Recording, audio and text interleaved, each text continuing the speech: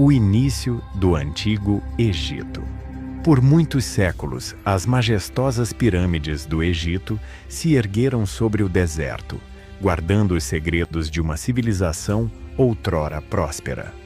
Esse silêncio foi finalmente rompido em julho de 1799.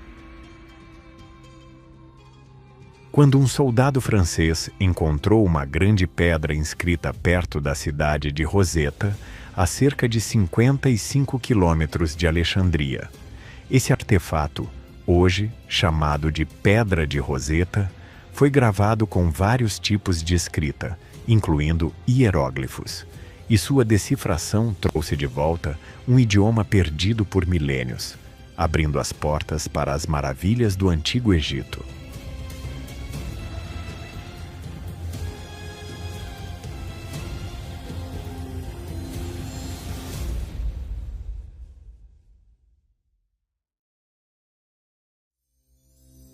Com frequência, o Egito é descrito como o presente do Nilo, expressão atribuída ao historiador grego Heródoto.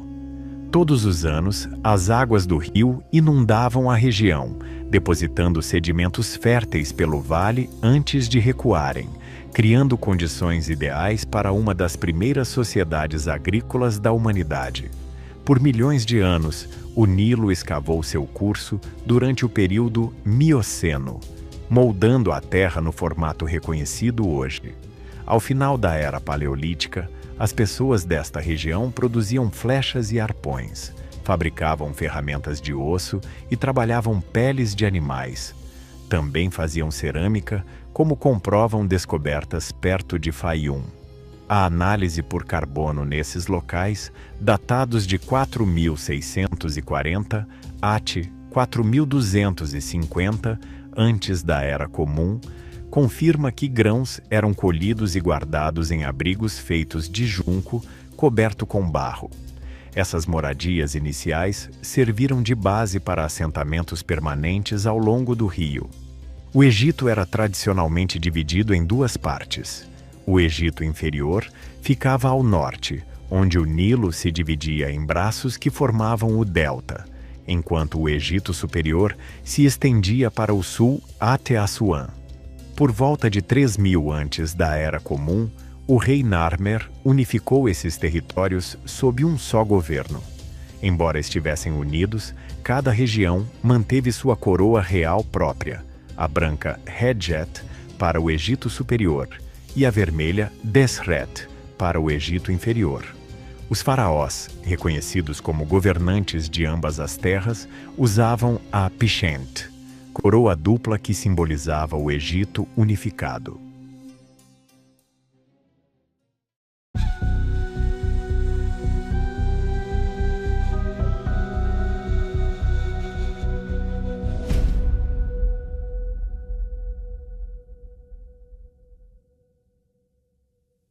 O período pré-dinástico do Egito se estende de cerca de 6.000 a 3.150 antes da Era Comum, desde a Era Paleolítica até a Idade Neolítica, chegando ao início da Primeira Dinastia. Não existem textos preservados dessa época, mas artefatos descobertos ao longo do Vale do Nilo fornecem pistas sobre as culturas que ali surgiram. Pesquisadores, tradicionalmente, nomearam essas culturas segundo os locais onde seus vestígios foram encontrados, em vez de adotarem os nomes que esses povos se atribuíam. Entre o Egito e a Núbia, floresceu a cultura Halfan por volta de 30.000 antes da Era Comum, que deu origem a grupos conhecidos como Kadã, Sebilian e Harifian, por volta de 10.000 antes da Era Comum. Eram, em geral, caçadores-coletores que passaram a viver em assentamentos estáveis quando a agricultura começou a se difundir. Uma das primeiras culturas de cultivo se estabeleceu no oásis de Fayum, bacia natural ao sudeste do Planalto de Gizé, onde o povo chamado Fayum-A viveu de cerca de 9.000 a 6.000 antes da Era Comum. Construíam moradias de junco, muitas vezes com áreas subterrâneas para guardar grãos, e complementavam suas plantações com caça e pesca.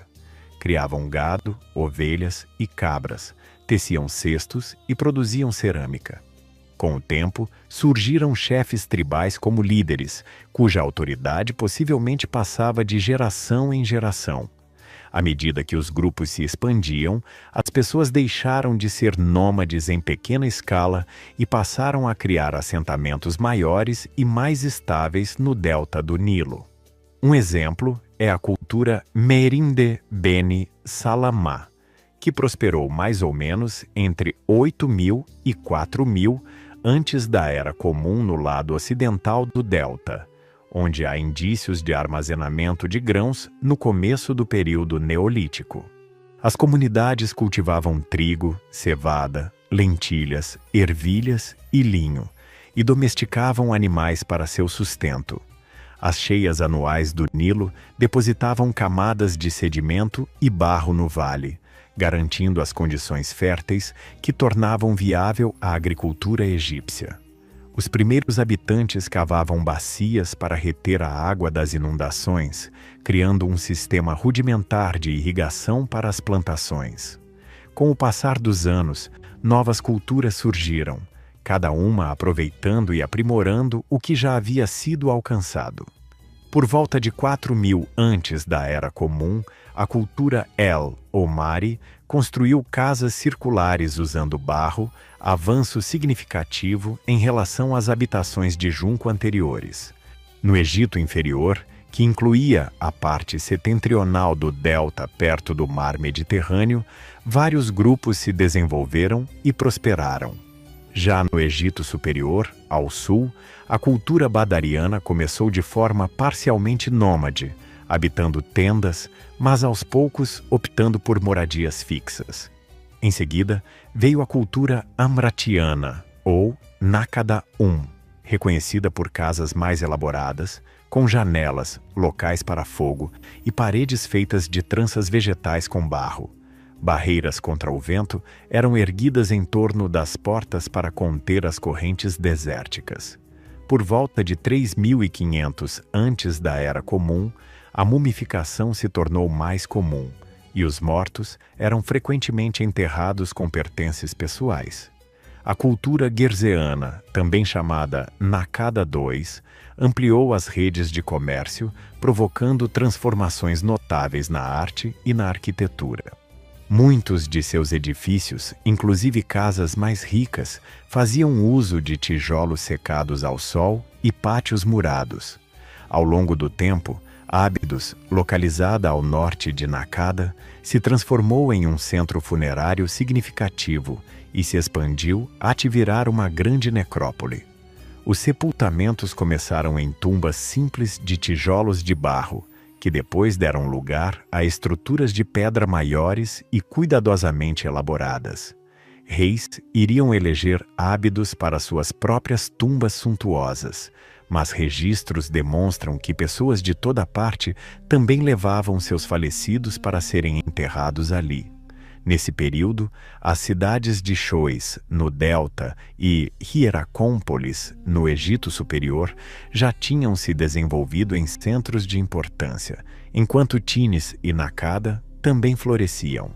Entre 3.400 e 3.200, antes da Era Comum, despontaram as primeiras formas de escrita hieroglífica. Arqueólogos encontraram símbolos em cerâmica e marfim perto de Ábidos, embora apenas cerca de 5 séculos mais tarde, sob o rei da segunda dinastia Peribsen, apareçam frases completas. Com o crescimento do comércio e o aumento populacional, pequenas aldeias de tijolos se transformaram em cidades maiores, que às vezes competiam por recursos e rotas comerciais. 3 cidades-estado ganharam destaque no Egito Superior: Tines, Nakada e Hieracómpolis, que disputavam o poder.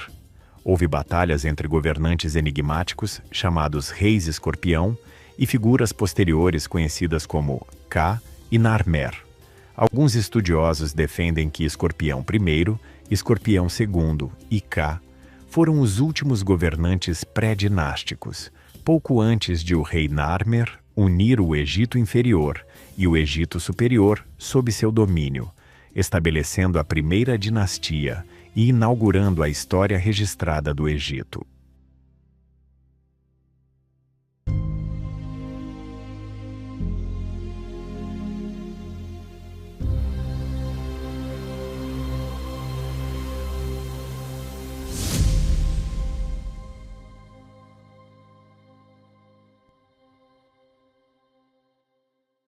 O período dinástico inicial do Egito teve início em torno de 3150 a 2613 antes da Era Comum, marcando o começo da história oficialmente documentada do país. Nesse intervalo, o Egito Superior no sul e o Egito Inferior no norte foram unificados sob uma só autoridade, e a monarquia assumiu caráter divino. Também se delineou uma cultura egípcia própria, com avanços na escrita, nas artes e nas ciências. Menés, frequentemente identificado como Narmer, foi um governante do Egito Superior. Pensa-se que ele tenha vindo de Tinis ou Hieracómpolis, dominando outras cidades-estado antes de conquistar o Egito Inferior por volta de 3150 antes da Era Comum. Ele fortaleceu a união entre as regiões ao se casar com a princesa Neitehotep de Nakada e travou campanhas no Egito Inferior para conter revoltas e se expandir em direção a Canaã e a Núbia. Em seu reinado, ocorreram grandes projetos de construção e crescimento rápido dos centros urbanos. Menés foi sucedido por volta de 3100 antes da Era Comum por Hor-Aa, que continuou a política militar de seu pai e se interessou profundamente pelos costumes religiosos. Durante o governo de Hor-Aa, foi erguida a primeira tumba em forma de mastaba, sugerindo novas percepções sobre a vida após a morte. O sucessor de Hor-Aa, Djer, governou desde aproximadamente 3050 antes da Era Comum, seguido por Djet em torno de 3000 antes da Era Comum. Djet desposou a princesa Mernate, que pode ter governado sozinha, representando o primeiro registro conhecido de uma mulher exercendo poder real. Den chegou ao trono perto de 2990 antes da Era Comum e é visto como o monarca mais importante da primeira dinastia. Seu reinado durou cerca de 50 anos, período em que promoveu o crescimento econômico, conduziu campanhas militares bem-sucedidas e financiou grandes obras e manifestações artísticas. Ele foi ainda o primeiro rei retratado usando simultaneamente as duas coroas do Egito Superior e do Egito Inferior, demonstrando unidade. Dois reis seguintes, Anedib e Semerkete, enfrentaram rebeliões frequentes e dificuldades em manter a estabilidade. A dinastia se encerrou com Kaa, cuja morte gerou uma crise sucessória. Hotepsek-Emui emergiu vitorioso, dando início à segunda dinastia por volta de 2890 antes da Era Comum.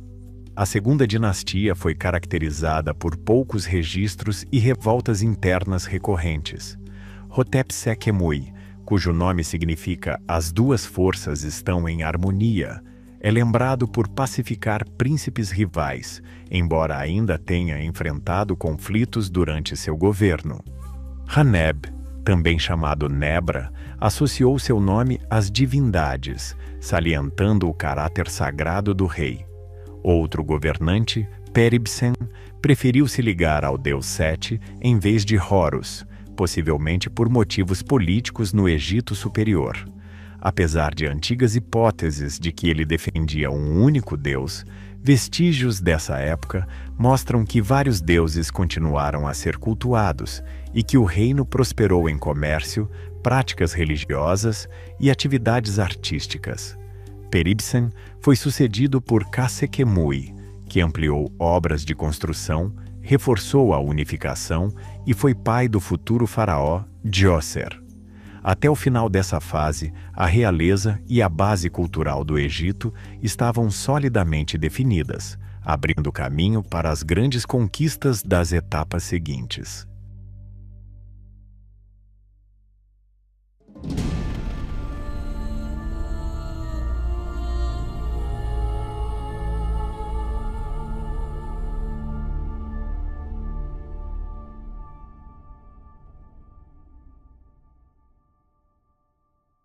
A terceira dinastia do Egito começa com o rei Djoser, conhecido por sua pirâmide em degraus em Saqqara.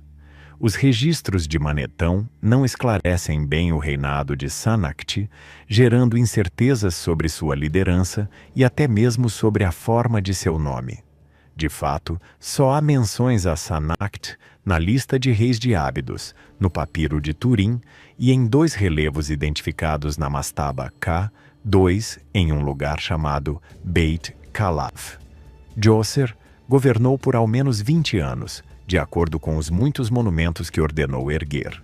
Ele conduziu expedições militares na Península do Sinai e manteve a unidade nacional, garantindo um cenário favorável à inovação na arquitetura e nas artes. Sua pirâmide, em degraus, em Saqqara, nas proximidades de Mênfis, é tida como a pirâmide mais antiga do Egito. O monumento foi concebido por Imhotep, arquiteto real, vizir, astrólogo, ministro principal e sábio, que viria a ser cultuado como deus da medicina no Egito e na Grécia. Uma estátua encontrada no complexo da pirâmide exibe seu nome e seus títulos, incluindo líder dos escultores e chefe dos videntes. Documentos do Antigo Reino mostram que a função de principal mago costumava ser exercida pelo médico-chefe. No início, a construção pretendia ser apenas uma mastaba simples com topo plano e lados inclinados, mas o projeto grandioso de Imhotep a transformou em uma pirâmide em degraus. Ele empilhou várias mastabas cada vez menores umas sobre as outras, resultando em 6 níveis. Em vez de tijolos de barro, foram usados grandes blocos de pedra decorados com imagens que remetiam a junco e outras plantas. Ao término, a pirâmide chegava a cerca de 62 metros de altura, fazendo dela a estrutura mais imponente de seu tempo. Para proteger o corpo do rei e seus bens, as câmaras funerárias foram escavadas sob a pirâmide em um labirinto de corredores e depósitos. Ainda assim, ladrões da antiguidade acabaram saqueando o local, restando apenas o pé de Djoser. Apesar disso, o desenho da pirâmide em degraus evidenciou a ousadia dos construtores da terceira dinastia.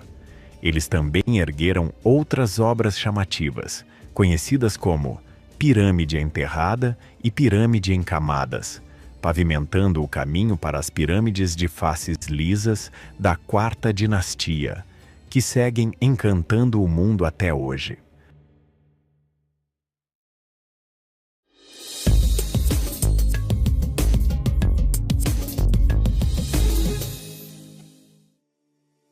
O Reino Antigo do Egito, também chamado de Era das Pirâmides ou Era dos Construtores de Pirâmides, se estendeu da terceira até a sexta dinastias e atingiu seu auge na quarta. Foi nesse período que o rei Sneferu dominou a arte de construir pirâmides, e as magníficas pirâmides em Gizé foram erguidas sob os reinados de Quéops, Quéfren e Miquerinos. Textos e inscrições que sobreviveram dessa época são poucos, de modo que os historiadores dependem muito de monumentos de pedra, estátuas e inscrições encontradas dentro ou perto de templos e complexos funerários para reconstituir eventos e datas.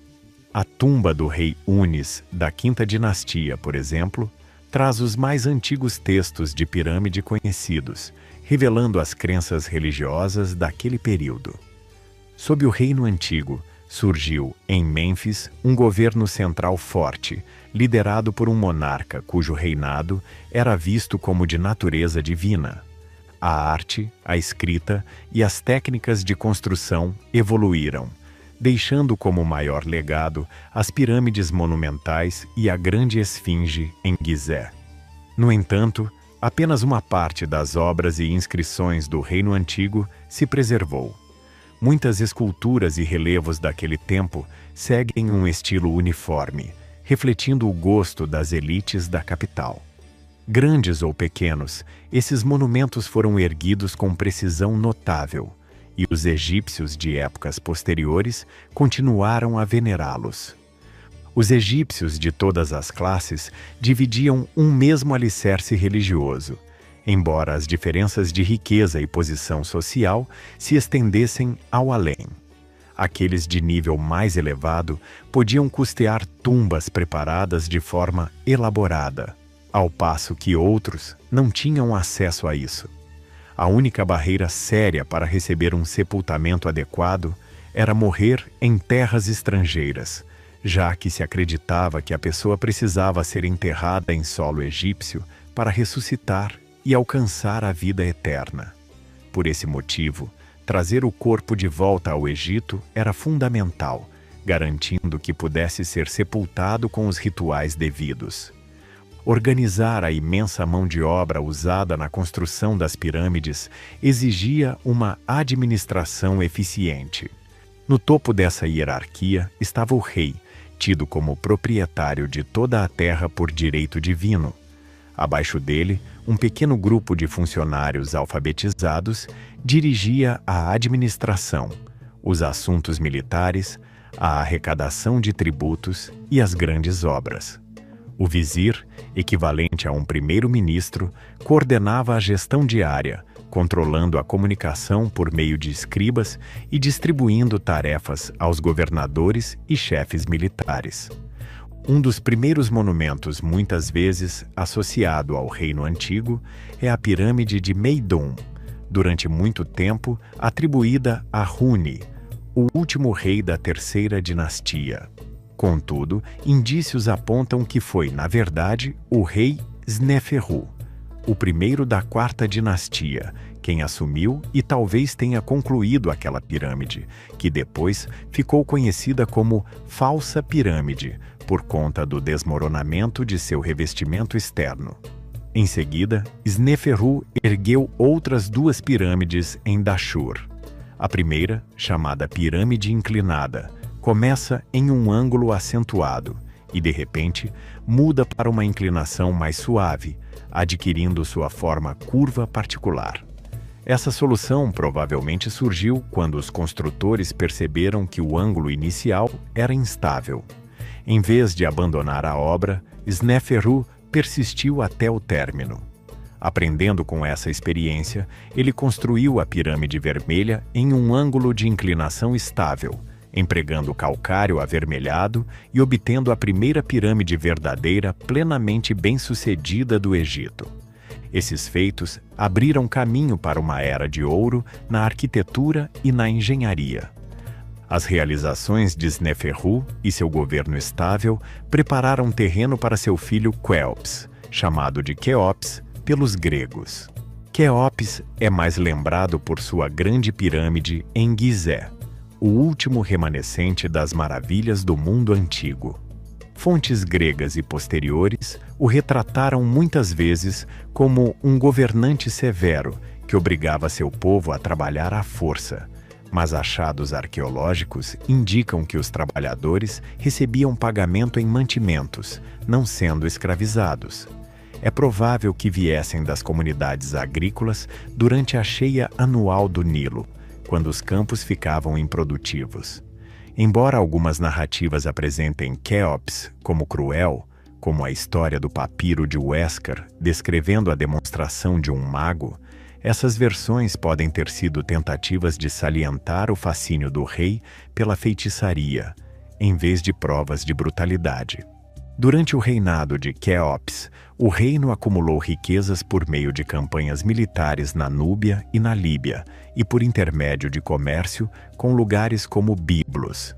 Ele também financiou obras de irrigação, incluindo um dique em Wadi Garawi, para melhorar as terras de cultivo e a vida urbana. A Grande Pirâmide foi erguida ao longo de mais de 20 anos, com arquitetos, engenheiros e grandes equipes de trabalhadores sob a supervisão de Emiuno, vizir de Quéops e seu parente. Seus corredores internos, o alinhamento aos pontos cardeais e os blocos de pedra de tamanho colossal ainda geram debates entre estudiosos. Nenhum texto antigo explica completamente os métodos usados para erguer uma construção tão gigantesca. Depois da morte de Quéops, houve uma mudança inesperada na sucessão, colocando Dedefré no poder. Ele era filho de Quéops, mas talvez não o herdeiro previsto. Permanece a incerteza sobre quem ergueu a grande esfinge, Dedefré, ou seu sucessor e irmão, Quéfren. A maioria dos estudiosos atribui sua construção a Quéfren, em parte porque a esfinge se alinha diretamente ao complexo piramidal desse rei e parece reproduzir seus traços faciais, embora alguns ainda defendam que possa representar Quéops. Quéfren governou de modo semelhante ao pai, concentrando a autoridade na família imediata. A pirâmide que ele construiu em Gizé é a segunda maior. São escassos os registros sobre seu reinado, mas suas realizações provavelmente seguiram as de Quéops, no campo militar e econômico. Depois de Quéfren, houve outra breve disputa pelo trono, envolvendo seu sobrinho Baca, que não reinou muito tempo, e em seguida, o filho de Quéfren, Miquerinos, assumiu o comando. Fontes gregas e egípcias posteriores geralmente descrevem Miquerinos de forma positiva, elogiando seu senso de justiça e benevolência. A pirâmide de Miquerinos e seu complexo funerário em Gizé são notavelmente menores que os dois primeiros. A redução de escala reflete um fator fundamental para o declínio final do Reino Antigo: a diminuição de recursos. Material de construção e mão de obra se tornaram mais difíceis de mobilizar em grande escala. Ainda assim, Miquerinos procurou manter a suntuosidade de seus antecessores. A morte prematura de seu sucessor designado, Cuenri, gerou transtornos antes do próprio falecimento de Miquerinos. Seu herdeiro, Shepseskaf, concluiu o complexo funerário de Miquerinos, mas preferiu ser sepultado em uma mastaba em Saqqara, em vez de erguer uma pirâmide grandiosa para si. Ao longo de toda a quarta dinastia e também na quinta e sexta, sacerdotes administravam os templos e santuários próximos a esses locais de pirâmide, atuando quase como cidades destinadas tanto aos vivos quanto aos mortos. Gizé, por exemplo, foi em outros tempos uma comunidade viva, com sacerdotes, trabalhadores, artesãos, cervejeiros e comerciantes que sustentavam rituais diários, produziam mercadorias e preservavam esses enormes monumentos. Os camponeses, na base da hierarquia social, trabalhavam nos campos ao longo do Nilo e depois prestavam serviço nas construções patrocinadas pelo Estado durante a estação de cheia, quando não havia cultivo. Em troca, recebiam alimento, cerveja e, às vezes, pagamento. Não existem evidências sólidas de que pessoas escravizadas tenham construído as pirâmides. Ao contrário, tudo indica que eram egípcios realizando trabalhos para o Estado em troca de sustento e chance de ascensão social. Nessa sociedade, artesãos especializados recebiam remunerações mais altas do que trabalhadores não qualificados, e certas ocupações foram ganhando destaque. Carpinteiros que fabricavam mesas, cofres e cadeiras podiam se enriquecer. Oleiros produziam pratos, tigelas e vasos para armazenamento e comércio. Os cervejeiros ocupavam um lugar especial, pois a cerveja era um alimento básico do cardápio egípcio e era tida como presente divino. Muitas vezes, as cervejarias eram administradas por mulheres, ao menos nos primeiros tempos, e a importância da cerveja era tanta que os trabalhadores em Gizé recebiam rações diárias do produto. A vida familiar variava conforme a classe social. Em geral, os casamentos eram arranjados, com meninas em torno de 12 anos de idade e meninos perto de 15. Filhos da realeza podiam ser prometidos desde o nascimento a governantes estrangeiros como forma de selar acordos. Havia também tempo de lazer. Os egípcios praticavam atividades como bola de mão, arco e flecha, cabo de guerra, remo, luta e uma espécie de combate na água com barcos pequenos no Nilo. Jogos de tabuleiro e festas solenes marcavam o calendário, e a alimentação egípcia se baseava em grãos e hortaliças. A carne era rara, em geral privilégio dos mais ricos. A quarta dinastia chegou ao fim com Shepseskaf. A quinta dinastia, conhecida como Dinastia dos Reis do Sol, trouxe um foco maior no deus solar Ra. Muitos governantes passaram a incluir o nome de Ra em seus próprios nomes. Os primeiros três, Userkaf, Sahurê e Neferir-Kare-Kakai, foram lembrados mais tarde no papiro de Uescar como tendo um nascimento divino. Uma mulher chamada Khentkaus, talvez filha de Miquerinos, também aparece em registros, intitulada Mãe de dois reis do Alto e do Baixo Egito, embora seu papel exato permaneça obscuro. Userkef construiu um grande templo solar em Abusir, sinal de que o status do rei estava mudando. Em vez de se concentrar na pirâmide do próprio soberano, o povo era estimulado a venerar Ra diretamente, por meio de sacerdotes. O filho de Userkef, Sahurê, continuou essa iniciativa, erguendo seu complexo funerário junto ao templo solar. Ele também empreendeu a primeira viagem naval registrada até a Terra de Ponte e firmou acordos comerciais lucrativos que enriqueceram o reino. A concepção de seu templo usou colunas em forma de troncos de palmeira, modelo adotado no Egito dali em diante. O governo eficaz de Sahurê proporcionou uma economia próspera, como demonstram as obras refinadas encontradas em seu complexo. Neferir-Kare-Kakai, filho de Sahurê, assumiu o trono em seguida. Pouco se sabe sobre seu reinado, mas os registros indicam que o poder dos sacerdotes continuou a crescer. Ele foi sucedido brevemente por Neferifré, que morreu jovem, e em seguida por Shepseskare. Mais adiante, Niuserre-Ini construiu mais templos e ampliou a influência do clero. Menkauhor-Kaiu o sucedeu, sendo o último governante conhecido a construir um templo solar, e então Djedkare-Isesi assumiu o trono em meados do 25º até a metade do 24º século antes da Era Comum. Ele reformou a administração e reduziu de modo significativo o poder dos sacerdotes dos templos, optando por não erguer um templo solar dedicado e diminuindo as enormes burocracias ligadas aos cultos. O último rei da quinta dinastia foi Unis, ou Unis, cujo reinado é pouco documentado, mas notável por trazer textos de pirâmide dentro de sua tumba. No início da sexta dinastia, a autoridade da corte real se enfraqueceu ainda mais. Tete, o primeiro rei dessa nova linhagem, teria sido assassinado pela própria guarda, segundo certas fontes, algo inimaginável em épocas anteriores, quando a força real era suprema. Seu sucessor, Userkare, governou por curto período, antes de Pepe I assumir.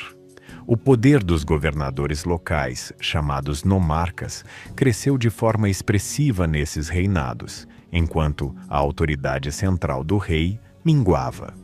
Pepe I foi seguido por Merenre-Nemtiemsaf I e depois por Pepe II, que subiu ao trono ainda criança e possivelmente reinou até a idade muito avançada, talvez perto de 100 anos. Durante esse longo governo, o reino antigo mergulhou em desordem.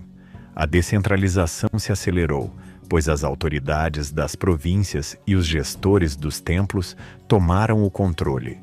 Era cada vez mais difícil coordenar recursos e o governo real não tinha vigor para unificar o país. Após Pepe II, Governantes como Merenhe Nemtiemsaf II e Neferkaré talvez tenham sido fracos ou governado por pouco tempo, sem reverter o declínio. Alguns acreditam que Neferkaré seja a mesma figura que o historiador grego Heródoto chamou de rainha Nitócris, mas não há consenso. A seca e a fome que se seguiram expuseram a fragilidade do sistema administrativo do reino. Nenhum monarca forte surgiu para resolver a crise, e a sexta dinastia, por fim, terminou sem liderança eficaz. Os nomarcas locais se preocuparam mais com suas regiões do que com o bem de todo o Egito. Com o colapso do governo central, encerrava-se o Reino Antigo, dando lugar ao primeiro período intermediário. Embora governantes posteriores restaurassem a unidade, a era grandiosa da construção de pirâmides havia chegado ao fim, deixando monumentos que seguiriam fascinando e inspirando a humanidade por milênios.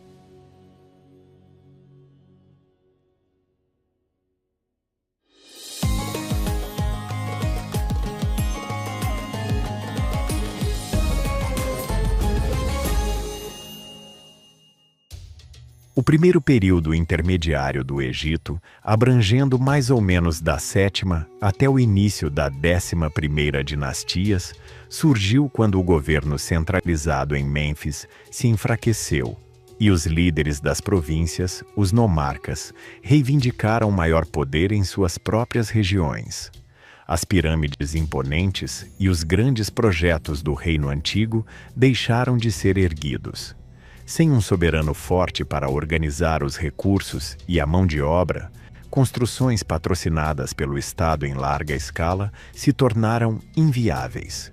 Contudo, em contraste com interpretações mais antigas que viam essa fase como um período caótico e sombrio, ela foi na verdade uma era de novas configurações políticas, cidades independentes e alianças mutáveis. A 7ª e a 8ª dinastias, pouco conhecidas, possivelmente foram compostas de reis menores, cujos nomes, reinados e realizações se perderam quase por completo. Logo depois, uma linhagem de governantes com base em Heracleópolis aclamou-se como legítima, correspondendo à 9ª e 10ª dinastias. Ao mesmo tempo, em Tebas, no Egito Superior, a família de Antef ganhou importância, sendo nomarcas que se opunham ao domínio de Heracleópolis. Antef I, em torno de 2125, antes da Era Comum, se proclamou grande senhor do Nomos e supervisor dos sacerdotes, firmando uma base de poder que favoreceu a ascensão tebana. Os sucessores de Antef I continuaram expandindo a influência de Tebas. Mentuhotep I, por volta de 2115 antes da Era Comum, conquistou nomos próximos e construiu sobre vitórias anteriores. Durante o reinado de Mentuhotep II, muitas vezes chamado de Segundo Menés por tradições posteriores, Tebas consolidou o controle sobre uma vasta área. Mentuhotep II, por fim, derrotou Heracleópolis, unificando o país sob sua liderança e punindo os nomos que haviam apoiado os reis do norte, ao mesmo tempo em que recompensava os aliados tebanos. Depois de reunificar o território, Mentuhotep II se dedicou a fortalecer seu governo, apoiando construções e liderando campanhas militares. Após sua morte, Mentuhotep III, entre aproximadamente 2010 até 1998, antes da Era Comum, manteve muitas dessas políticas e enviou expedições até a terra lendária de Ponte, favorecendo a economia e a influência do Egito. Seu sucessor, Mentuhotep IV, governou por cerca de 7 anos e parece ter continuado com uma administração eficaz, pois o país estava em paz quando Amenemés finalmente tomou o poder. Uma inscrição relata que, enquanto ainda era vizir, Amenemés supervisionou a extração do bloco de pedra destinado ao sarcófago de Mentuhotep IV. Teriam ocorrido 2 sinais miraculosos: Uma gazela deu cria sobre o bloco escolhido e uma chuva inesperada revelou uma nascente. Esses prodígios, interpretados como bênçãos divinas, contribuíram para que Amenemés subisse ao trono. Amenemés I deixou Tebas por motivos desconhecidos e ergueu uma nova capital em Estetaúi, nas proximidades de Mênfis.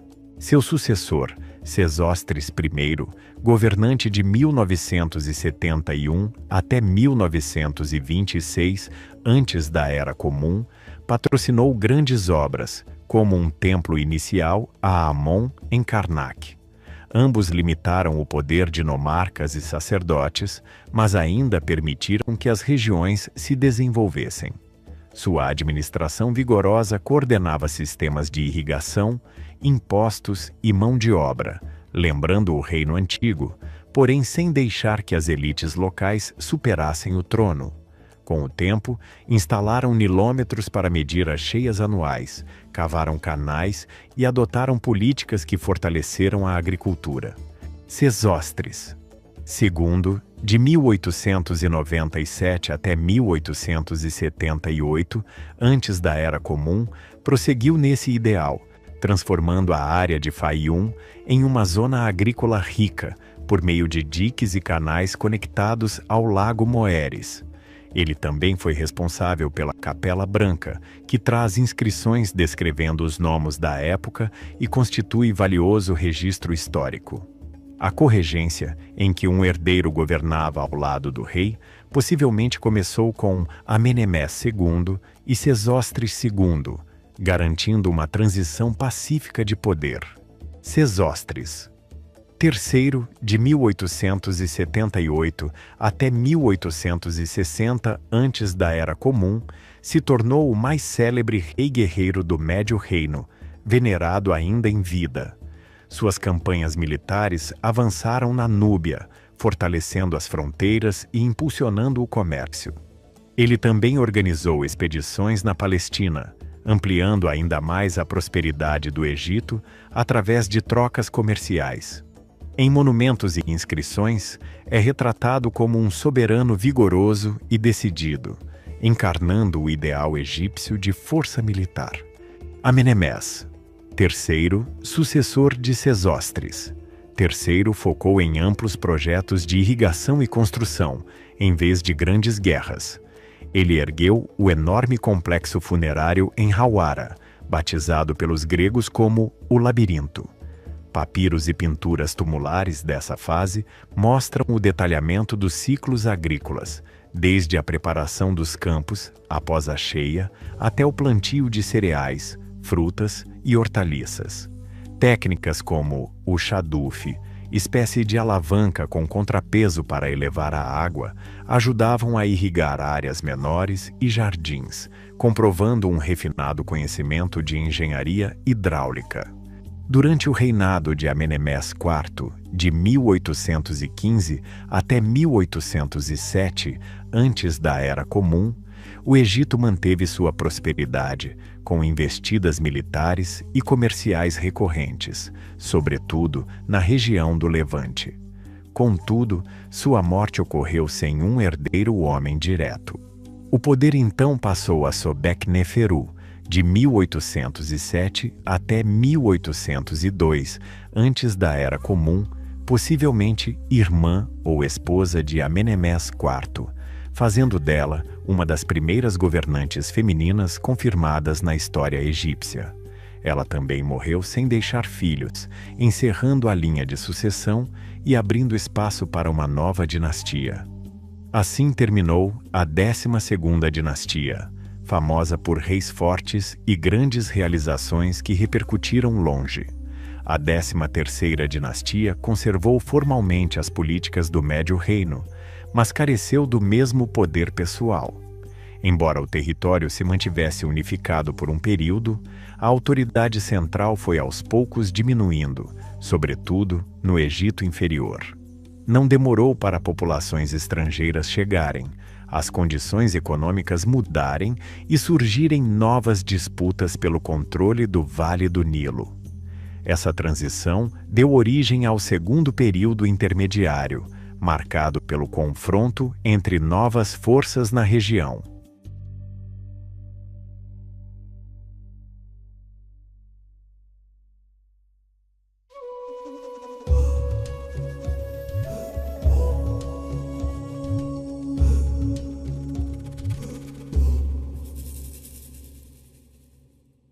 O segundo período intermediário do Egito começou quando o poder da 13ª dinastia enfraqueceu e a corte real se transferiu de Istetaúi para Tebas, no Egito Superior, reduzindo a influência dos governantes no norte. Esse deslocamento deixou a região do delta cada vez mais exposta. No início da 12ª dinastia, o rei Amenemes I havia fundado o assentamento de Hutuaret, bem ao norte, mais tarde chamado de Avaris. Esse local se transformou em um centro comercial próspero, com acesso ao mar e a rotas terrestres que seguiam em Direcal ao Sinai e a régios ainda mais distantes. Com o tempo, o comércio intenso e a imigração trouxeram um fluxo de povos semitas para Avaris, tornando-se ricos e influentes o bastante para assumir o controle da administração local. Os egípcios os chamavam de Eka, Casuete ou Hyksos, mas a origem exata desses novos grupos segue obscura. Teorias antigas que atribuíam a chegada deles a invasões massivas vindas de terras arianas foram descartadas, embora os egípcios descrevessem qualquer estrangeiro a leste de suas fronteiras como asiático, termo abrangente que incluía o Levante Ate, a Mesopotâmia. No final da 13ª dinastia, os reis egípcios perderam o controle tanto das fronteiras do norte quanto do sul. Eles haviam construído fortificações na região de Cuxi, mas assim que deixaram de enviar suprimentos e reforços, os soldados lá estacionados se fixaram de modo permanente. Aos poucos, o reino de Cuxi, sediado em Kerma, se fortaleceu e acabou destruindo ou ocupando algumas fortalezas egípcias nas fronteiras. No norte, os Hyksos ampliaram gradualmente seu poder a partir de Avaris, firmando alianças com governadores locais no Egito Inferior e se tornando uma força política expressiva. Eles adotaram aspectos da cultura egípcia, como língua, costumes e divindades, sem abandonar partes de sua herança de origem. Nessa época, os reis egípcios, cujos nomes aparecem em documentos do meio ao final da 13ª e na 16ª dinastias, frequentemente não eram egípcios. A linhagem dos próprios Hyksos formou a 15ª dinastia, governando porções do Egito Inferior a partir de Avaris. Eles colocaram egípcios em altos cargos e mesclaram as crenças locais com as suas. O líder mais conhecido deles, Apep, também chamado Apófis, assumiu um nome ligado à serpente inimiga do deus solar, Ra. Enquanto isso, a região de Cuxi, no sul, continuou a se fortalecer, deixando Tebas, que fora o centro das 11ª e 12ª dinastias, espremida entre o território dos Hyksos ao norte e as terras cuxitas ao sul. De acordo com um relato posterior, Apep enviou uma mensagem ao governante tebanense, Sequenem-Rital, exigindo que ele proibisse a caça a hipopótamos perto de Tebas, pois tais animais perturbariam o seu descanso. Tal hábito possivelmente fazia parte de cerimônias tebanas que os Hyksos consideravam ofensivas, já que veneravam o deus Sete e utilizavam hipopótamos em seus rituais. Sequenem-Rital se negou a obedecer e marchou para o norte a fim de enfrentar os Hyksos. Seu corpo, descoberto séculos depois, exibe ferimentos graves de batalha, sugerindo que ele morreu em combate, e Tebas sofreu uma derrota. O filho de Tal, Camoses, herdou o conflito. Inscritos indicam que ele se lamentava de ter de pagar tributo a governantes estrangeiros ao norte e ao sul, e por isso atacou Avares, alegando ter invadido a cidade com tanta força que deixou as mulheres infecundas e arrasou suas edificacóis. Mesmo assim, os Hyksos aparentemente mantiveram o controle do Egito Inferior por algum período, o que indica que a vitória de Camoses Nau foi definitiva. Após a morte de Camoses, seu irmão Amoses I ascendeu ao poder. Ele retomou as hostilidades, expulsou de vez os Hyksos do Egito, devastou Avares e os perseguiu até as terras do Levante. Lá, sitiou os inimigos em Sharuhen, no sul da região da Palestina, por alguns anos, até que fugiram novamente, sem deixar rastros claros sobre seu destino. Amoses I saiu triunfante, fundando a 18ª dinastia e iniciando o novo reino, fase de renovada prosperidade e expansão imperial. Para evitar novas ocupações estrangeiras, Amoses I e seus sucessores criaram um exército regular, preparado para conduzir campanhas fora das fronteiras do Egito. A terra, antes dividida, agora se encontrava à beira de uma época de grandes construções, comércio intensificado e força militar notável. As experiências do segundo período intermediário, marcadas por dominação estrangeira e desunião interna, impulsionaram a centralização de poder que definiu o novo reino, garantindo que o Egito não voltasse a cair tão facilmente sob o domínio externo.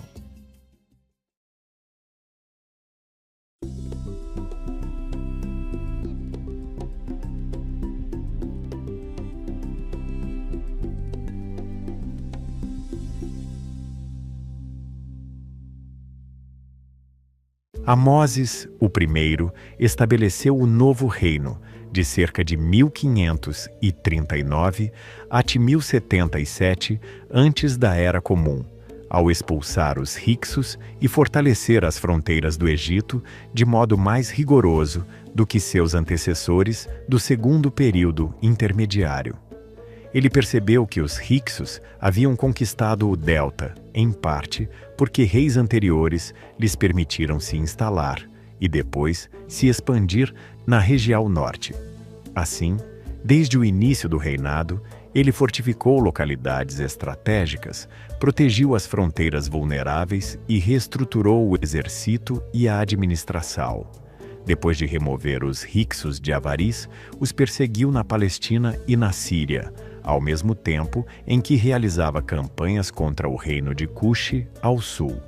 Quando morreu, o Egito estava estável, próspero e bem unificado, situação de que se beneficiou o seu sucessor, Amenhotep I, entre 1541 até 1520 antes da Era Comum.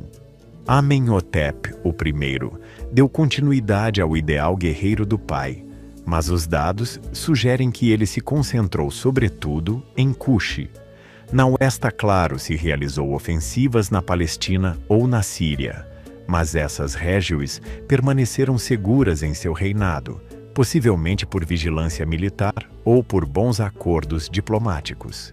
Quando Amenhotep I faleceu, Tutmés I, de 1520 até 1492 antes da Era Comum, assumiu o trono e ampliou ainda mais a influência egípcia. Logo ao se tornar rei, ele reprimiu uma revolta em Cuxi, matando pessoalmente o líder local e exibindo seu corpo no navio real para intimidar outros rebeldes. Depois, avançou para o sul, expandindo o domínio do Egito ainda mais pela terra de Cuxi, e voltou-se para o Oriente Próximo. Como outros antecessores, investiu maciçamente em construções, estendendo o templo de Karnak em Tebas e erguendo monumentos por toda a região. Tutmés II, de 1492 até 1479, antes da Era Comum, seu filho e herdeiro, e uma figura menos conhecida. Seu governo foi ofuscado pela presença marcante de sua meia-irmã e consorte, Hatshepsut, de 1479 até 1458 antes da Era Comum.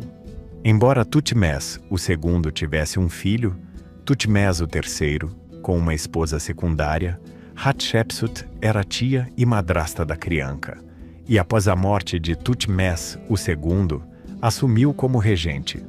Na prática, ela liderou a corregencia. Hatshepsut exerceu um impacto profundo no Egito. Promoveu expressões de comércio, em especial a famosa expedição à Terra de Ponte, e supervisionou grandes obras arquitetônicas. Ela reformou e ampliou o complexo de Karnak, elevou obeliscos gigantes em honra ao deus solar e construiu seu templo funerário em Deir el-Bahri, frequentemente elogiado pela elegância e pela inovação no desenho. Mesmo com o sucesso de Hatshepsut, faraós posteriores tentaram apagar seu nome dos registros oficiais. Seu nome foi removido de monumentos e suas imagens foram mutiladas. Em parte, isso refletiu o retorno a uma visão estritamente masculina da realeza quando Tutmés III, de 1458 até 1425, antes da Era Comum, assumiu o poder pleno. Depois da morte de Hatshepsut, Tutmés III herdou um reino robusto e próspero e promoveu uma série de mais de 17 campanhas militares ao longo de 20 anos. Ele utilizou carros de guerra, armas de bronze e métodos táticos novos, absorvidos dos Hyksos e aprimorados pela engenhosidade egípcia para expandir as fronteiras do Egito.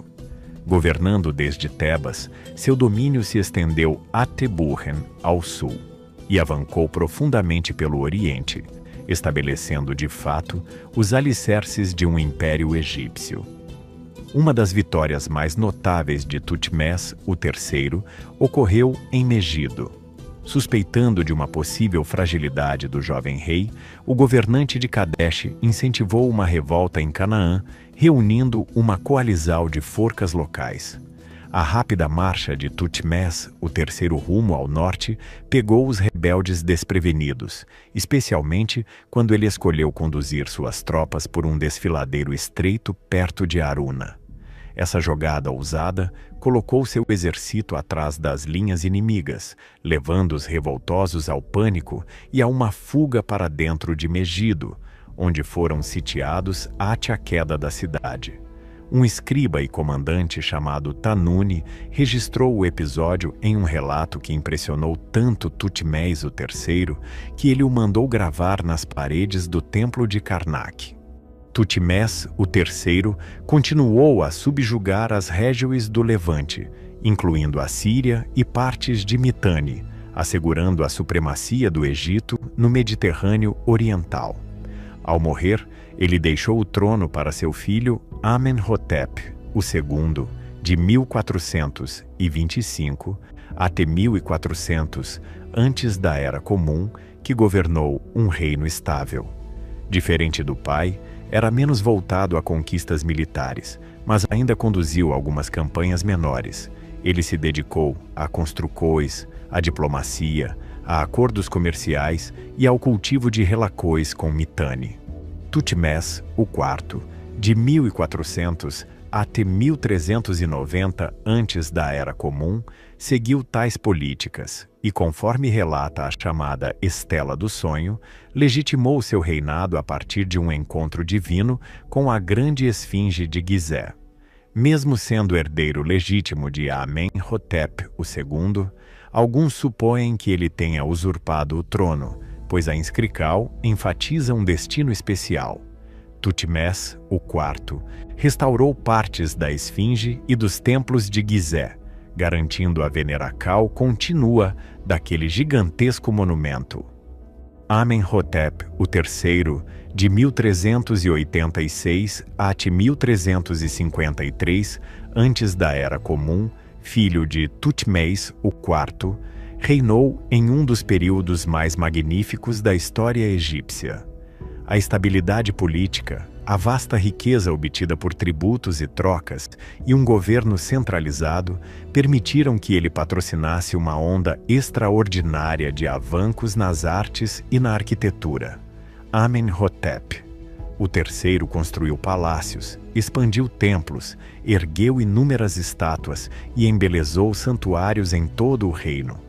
Em seu reinado, o sacerdócio de Amon se fortaleceu imensamente, dominando muitas terras e recursos, a ponto de rivalizar com o próprio governo. Para equilibrar essa situação, Amenhotep III promoveu o culto do Aton, uma manifestação menos reconhecida do Sol. Embora seus esforços para conter Amon não tenham tido pleno sucesso, elevaram o Aton da obscuridade e prepararam o cenário para as mudanças religiosas que logo chegariam. Amenhotep IV, de 1353 a 1336 antes da Era Comum, mais tarde conhecido como Akhenaton, e famoso por transformar o culto ao Aton em quase religião oficial do Estado.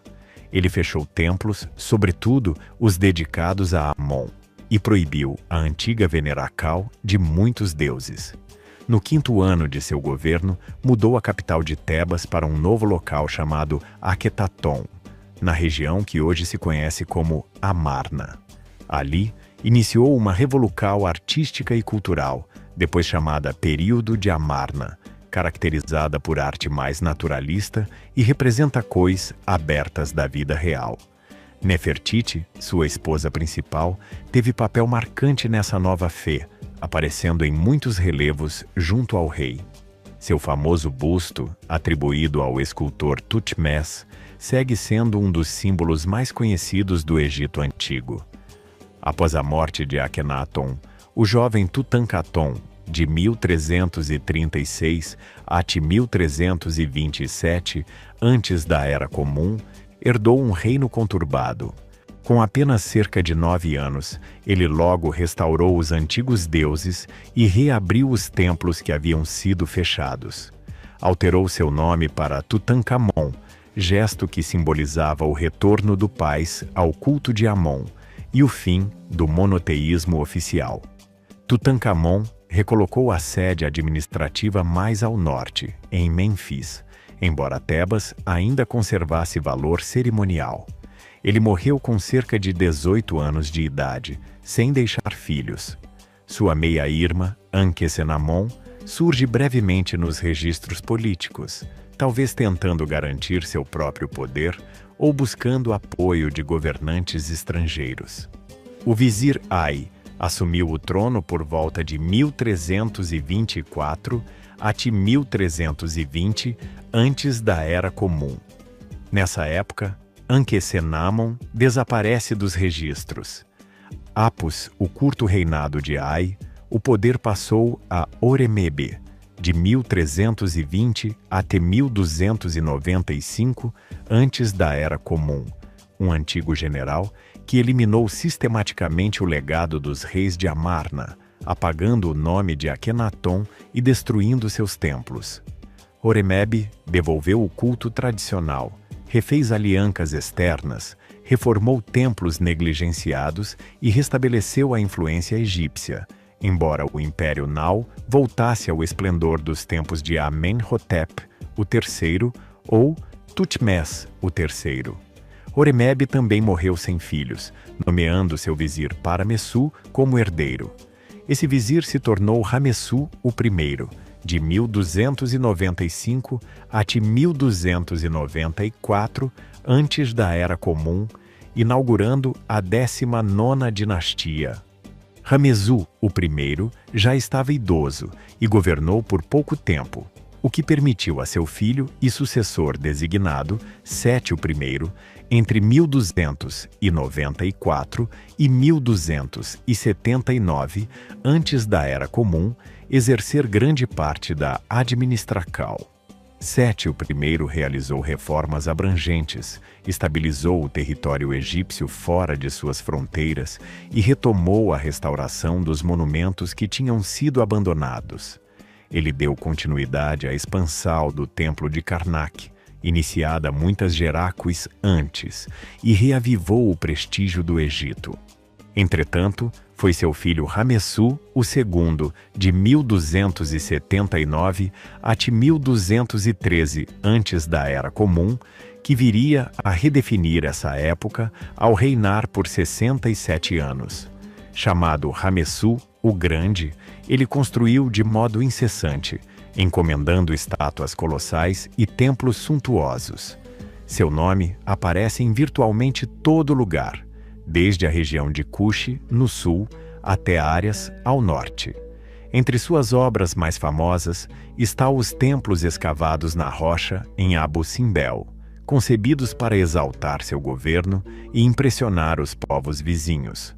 Ramessu II também, e conhecido pela Batalha de Kadesh, realizada em 1274 antes da Era Comum, contra o Império Hitita, então um rival na região. Ele conduziu ao norte pelo menos 4 divisões, cerca de 20.000 homens, buscando empurrar os hititas e talvez conquistar Kadesh. No entanto, espiões hititas o iludiram, fazendo-o acreditar que o exército inimigo estava longe dali. A divisão principal de Ramessu II avançou rápido demais e se viu isolada quando os carros hititas investiram. Somente a chegada súbita de reforços egípcios evitou a derrota. Embora a campanha terminasse sem que Kadesh fosse tomada, Ramessu II proclamou uma grande vitória, registrando seus feitos heróicos nas paredes de templos. O relato hitita, conservado em seus arquivos, apresenta outra versão, sustentando que Muwatalli II reteve a cidade. Ainda assim, ambos os impérios perceberam que batalhas incessantes eram inúteis. Por fim, Ramessu II selou um tratado de paz com os hititas, um dos primeiros acordos formais já registrados, garantindo maior segurança nas fronteiras do Egito, menos gastos militares e relacóis comerciais estáveis. Quando Ramessu II morreu, um de seus filhos mais jovens, Merneptah, assumiu o poder, pois a maioria dos outros filhos do rei já havia falecido. Merneptah, de 1213 até 1203 antes da Era Comum, enfrentou invasores vindos da Líbia e conteve agressores frequentemente chamados povos do mar. Suas inscrições, como a Stele de Merneptah, fazem menção a um povo chamado Israel, o mais antigo registro egípcio conhecido a esse respeito. Após Merneptah, a 12ª dinastia enfrentou problemas crescentes.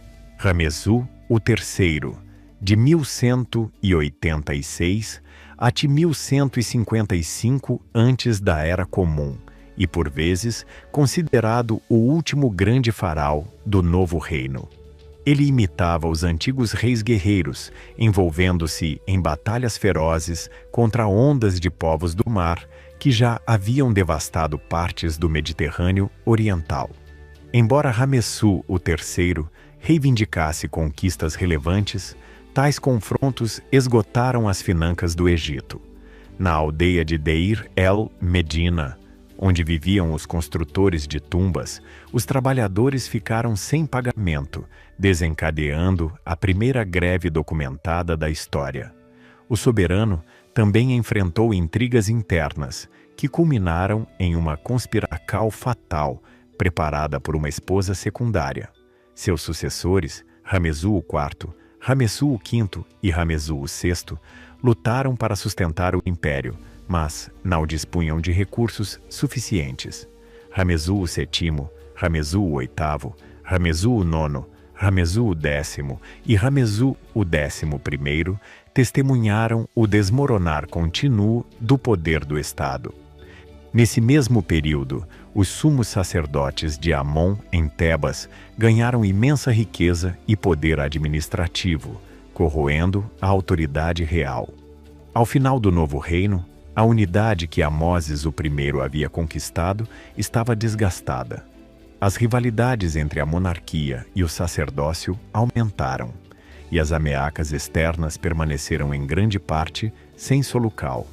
Quando o último faraó, Ramessida, Ramessu, o 11º, morreu sem conseguir reverter o declínio, o Egito entrou em uma nova fase de fragmentação. Os sacerdotes de Amon e líderes locais disputaram a supremacia, inaugurando o que estudiosos modernos chamam terceiro período intermediário. Assim, os quase 5 séculos do Novo Reino abrigaram algumas das mais celebradas realizácues do Egito. Conquistas militares abrangentes, obras de arte e arquitetura extraordinárias, uma rede de comércio extensa e a transformacal provocada pela Revolucal de Amarna. Mas o período também terminou em fraqueza interna e na lenta dissolucal do poder central, preparando-se para um longo intervalo de mudanças governamentais e influência estrangeira. Apesar de seu declínio final, o Novo Reino permanece como uma época icônica da civilização egípcia, marcada por nomes lendários como Hatshepsut, Tutmés III, Amenhotep III, Akhenaton, Tutankhamon e Ramessu II.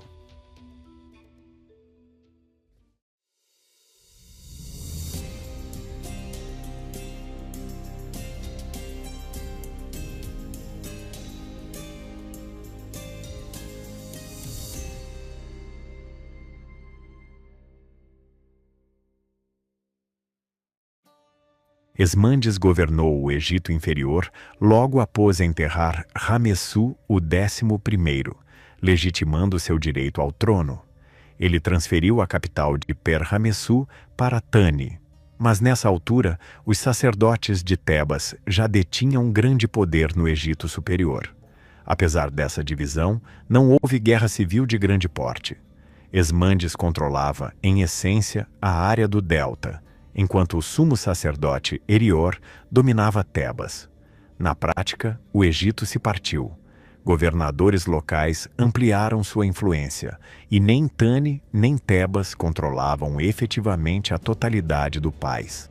Mais tarde, surgiu a 12ª dinastia, liderada por Líbios, inaugurada por Sosenki I, que unificou o Egito e promoveu expedições militares parecidas com as do Novo Reino. Ele reestruturou a administração de Tani e acabou com as nomeácues hereditárias de sacerdotes em Tebas, optando por designar sumos sacerdotes e esposas do deus Amon por decreto real. Assim, reergueu a economia egípcia, mas, após o reinado de Osorkon II, por volta de 870 antes da Era Comum, o território se fragmentou de novo em pequenos reinos estabelecidos em Heracleópolis, Tani, Mênfis e outras localidades. Bem ao sul, o rei Kushita Kashta, por volta de 750 antes da Era Comum, admirava tão profundamente a cultura egípcia que egipcianizou sua capital em Napata. Seu filho Piye, entre 747 e 721 antes da Era Comum, avancou rumo ao norte, conquistando tanto o Egito Superior quanto o Inferior, embora tenha mantido governantes do Delta em seus cargos. Essas fragmentações deixaram o Egito com defesas enfraquecidas, perdendo as zonas protetoras que antes o separavam dos vizinhos. As conquistas iniciais de Sosenki I aproximaram as fronteiras egípcias dos assírios, restringindo as possibilidades de Akal. Na época da 16ª dinastia, Psamético I retomou a grandiosidade do passado por meio de grandes construções, reformas militares e melhorias de gestão. Seu filho Neco, o II, prosseguiu com essas políticas, contratando mercenários gregos para melhorar a força naval do Egito, algo que historicamente não era um ponto forte egípcio. Amoses II também promoveu reformas nas finanças do governo, impulsionou a economia e liderou campanhas que revitalizaram o país, trazendo novamente prosperidade e fronteiras mais seguras. O sucessor de Amoses II, Psamético III, enfrentou um sério obstáculo: o rei persa. Cambises II pediu uma esposa egípcia, mas Amoses, querendo escapar de ceder diretamente, enviou a filha de um monarca anterior. Ao revelar sua verdadeira origem, ela irritou Cambises II, que jurou se vingar. Essa crise diplomática preparou o próximo capítulo da história egípcia, com o avanço das forcas persas para conquistar a terra governada por faraós e sacerdotes.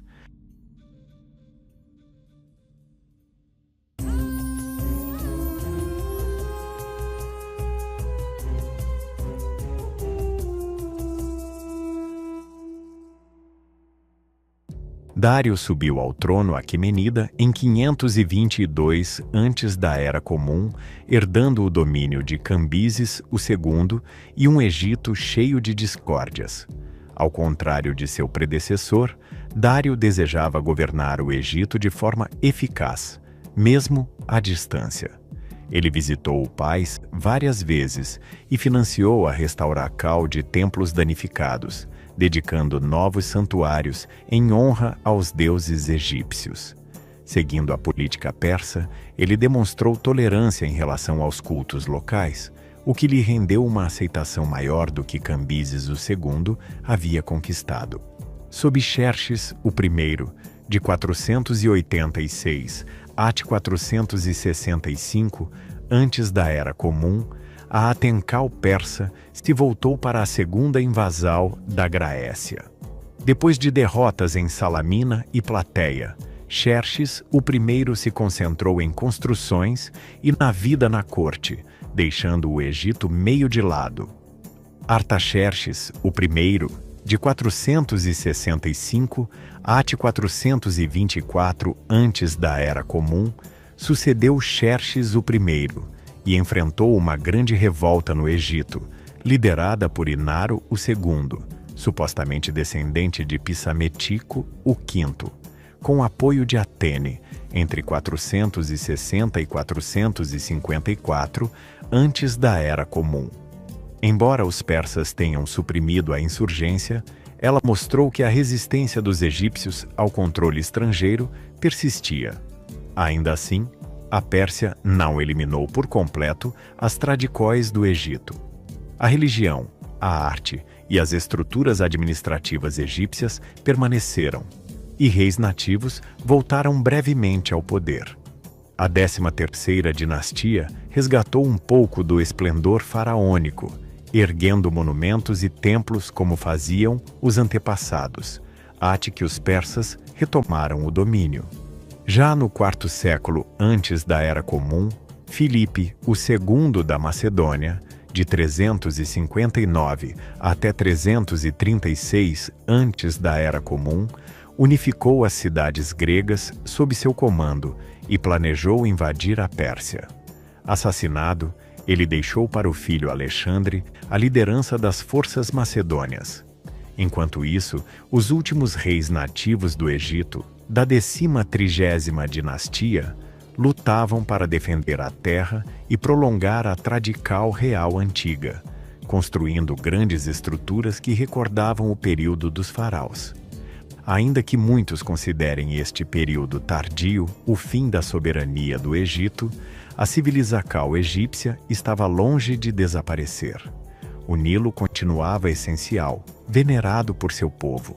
Festas anuais e costumes se mantiveram, mesclando inovos ao legado antigo. A dieta seguia baseada em hábitos imemoriais, e o copta, versal posterior da língua antiga, ainda hoje aparece em liturgias e em modos de falar regionais. Os egípcios modernos salvaguardam esse patrimônio com orgulho. Eles realizam cerimônias elaboradas, como a processal das múmias reais na cidade do Cairo, e revitalizam lugares como a Avenida das Esfinges em Luxor. A construção de novas cidades e estradas fomenta o comércio, enquanto arqueólogos seguem desenterrando peças que encantam o mundo, tal como ocorreu ao se descobrir a tumba de Tutancâmon um século atrás. Graças à sua magia duradoura e à riqueza histórica, O Egito continua a fascinar e inspirar pessoas em todos os lugares, ligando de maneira singular o passado remoto e a época moderna.